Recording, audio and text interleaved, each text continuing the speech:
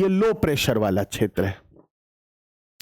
High pressure से low pressure की ओर wind चलेगी, जैसे बॉल आपकी हिल के टॉप से बॉटम पर आ रही है वैली के, वैसे ही हाई प्रेशर से लो प्रेशर की ओर विंड चलेगी। और इस विंड के मूवमेंट का जो सबसे बड़ा कारण होगा वो होगा प्रेशर ग्रेडियंट।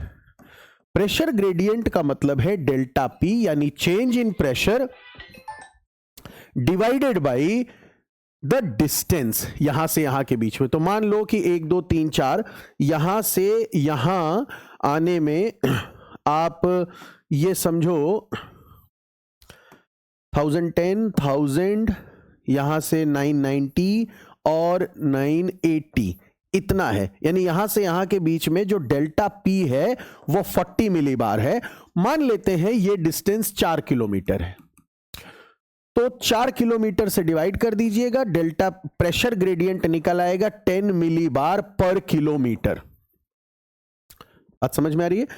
अब मान लिया जाए कि हर 10 मिली बार की दूरी, हर 10 मिली बार पर ये जो आइसोबार्स बने हैं ये 1-1 किलोमीटर के अंतराल पर बने हैं। ठीक है, बहुत से फोन आ रहे हैं। अब अगर किसी कारण से ये जो प्रेशर यहां पर था वो प्रेशर काफी कम हो गया हो, मान लीजिए कि ये प्रेशर बहुत कम हो गया हो, अब 1020 से 920 प्रेशर हो गया हो, यानी 100 मिली बार का ड्रॉप हो रहा है, और डिस्टेंस अगर मान लिया जाए अभी भी 4 किलोमीटर है, तो अब 25 मिली बार का प्रेशर ड्रॉप होगा उसी 4 किलोमीटर पे। फिर से समझिए, पिछले केस में 40 मिली बार का ड्रॉप हो रहा है 4 किलोमीटर में, और अब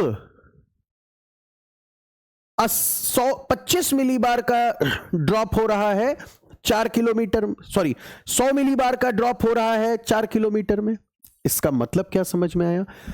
ये जो 10-10 मिली बार पे अब आपने आइसोबार लाइन बनाई है, ये लाइंस अब पास पास आ चुकी हैं। मतलब समझ रहे हैं? हो सकता है आधे किलोमीटर के अंदर आपको 10 मिली बार का ड्रॉप मिल गया। इसका मतलब ये स्लोप, ये जो कहानी है वो ऐसा हिल दिखा रही है, जबकि ये वाली जो स्टोरी है वो एक ऐसा हिल दिखा रही है। अब आप बताइए कहां विंड की स्पीड अधिक होगी? इसमें कम होगी, इसमें अधिक होगी। कहने का मतलब है जब भी